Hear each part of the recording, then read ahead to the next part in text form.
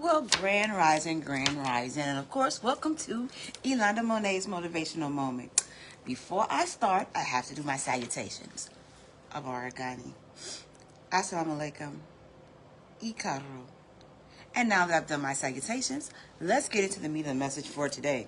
As you know, we are working within the series of choosing self and how to work on self to make sure that self is a stable unit or a very contractual or upright unit that can function on its own. You're not, just because you are alone does not mean you're lonely. It's two totally different things. Okay, so now yesterday we talked about prioritizing self-care and how important that was to make yourself first, to do things that would help you become whole. And the first one we said, identifying your needs, setting boundaries, make time for self-care, engage in activities that nurture you, practice gratitude, seek support, be realistic, and remember it is not selfish. So today we're going to talk about setting boundaries. Now, how many of us set a boundary only to break it? How many of us set boundaries for other people that don't set boundaries for ourselves? How many of us have set boundaries for other people but don't put boundaries on ourselves? Or set boundaries on ourselves and not other people? Setting healthy boundaries is very important when we talk about self-care, when we talk about choosing the self and how to build up yourself. Boundaries are very important, not just for that particular situation, but it helps you throughout life. Setting boundaries will let you know, hey, that's just too far. I can't go there. I won't go there. That is not in my pedigree. That's above my pay grade. Or I just don't want to do it and I don't care. Either way it goes, it's there. So now, what does setting healthy boundaries mean? This means clear communication. Communicating your limits and expectation to others and enforcing them firmly. For me, cheating. That is one thing that I cannot recover from. If you cheat on me, I'm out. Because when I open myself up to you, I'm opening up everything. And because I am a woman and you enter the holies of holies, that means you leave something. And I can't have you going with Janie, Sue, and Bertha and then coming back to me. That's how diseases get spread. And I have been clean. I have never had a disease. I've never had anything with my hot pocket that messed it up. So I don't want to start at 52, 53. I don't want to do it. I don't want to do it. So being very selective in what I do, how I do, and how I move is very important. That's why I set boundaries. And I'm pretty sure you too have set some boundaries in your life. I'm pretty sure that there's some things in your life that you say, hey, look, that's not going to work. We can't do that. No. And then stand on it. No means no. And if you violate that, then these will be the consequences. And stay with it. Stick with it. Don't give up on them or don't change your mind. A boundary is a boundary. Now, setting boundaries involve clearly communicating your limits and expectations in relationships, ensuring mutual respect and understanding. It's about defining what you're comfortable with and what you are not. A healthy asserting those limits to protect your well-being and maintain healthy relationships. Now, why are boundaries important? Boundaries empower you to respect your own needs and values, promoting a sense of self and independence. Preventing explorations. They help prevent others from taking advantage of you and manipulating you. Stronger relationships. Healthy boundaries foster more fulfilling and respectful relationships by setting clear expectations and reducing misunderstandings. Improved well-being. By protecting your time, energy, and emotional space, boundaries can significantly reduce stress and improve your mental health. How to set a boundary. Number one, identify your needs and limits. Reflect on situations that made you feel uncomfortable or taken advantage of, and identify the specific action or behavior you want to change. How can I set a good boundary? Here are my needs. Do you even know your needs? What is your love language? How does a person know that you are special to them? What is it that you bring to the table that says I'm different from any other woman or man that you've dated? Number two, communicate clearly and respectfully. Use I statements to express your feelings and needs, and choose a calm and assertive tone. That one I'm working on, because usually I have let you know what I expect and do not expect in the beginning. So if those things are violated, a calming tone, assertive, yes. A calming tone may not be in my repertoire at that point. The next is to start small. Begin by addressing one boundary at a time to avoid overwhelming yourself and or other people. And then follow through. Consistency is the key. When a boundary is crossed, respond appropriately to reinforce its importance and show that you meant what you said. If you do this, then I will have no other choice than to do this. Be flexible but firm. While it's okay to negotiate and to make occasional exceptions, avoiding compromising is one core needs that are essential to your well-being. And then if that doesn't work, seek help if you need it.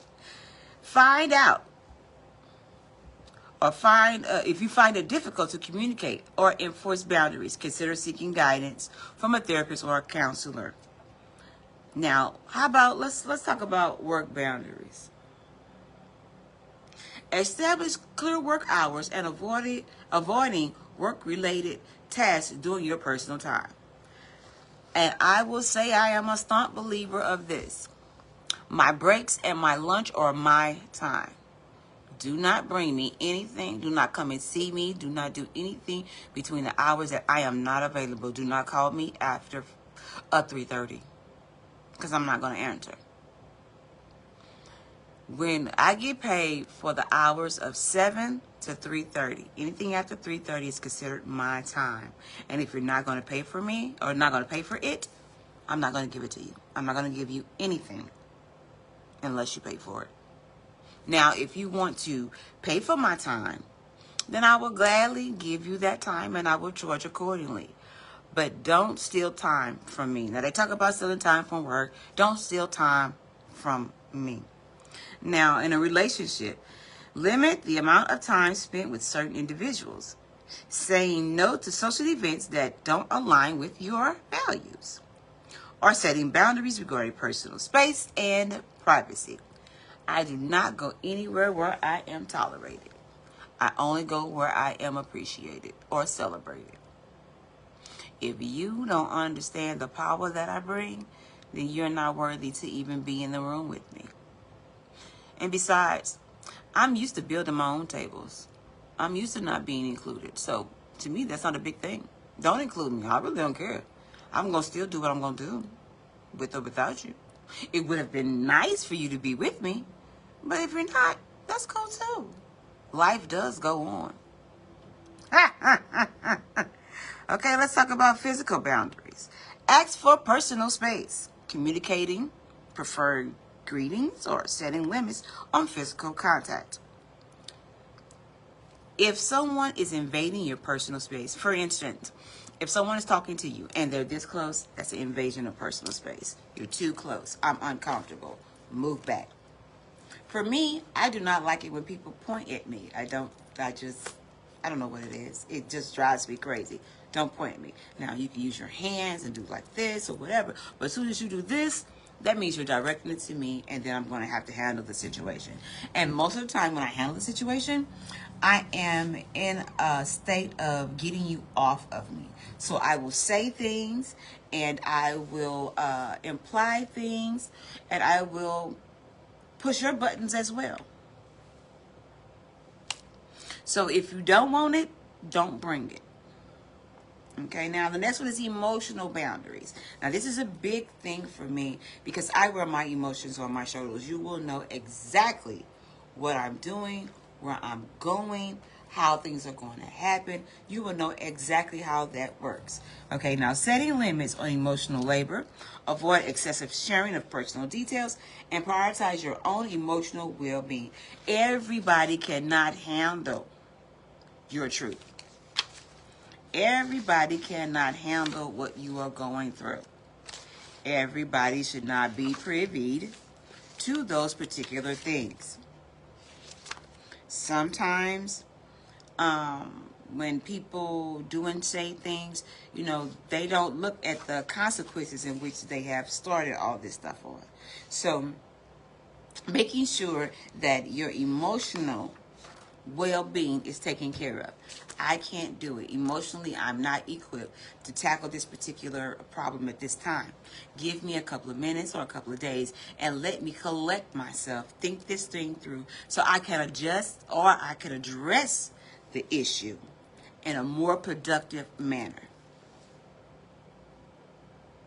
In other words, right now I'm pissed off, so I advise you to leave me alone so that I can regroup.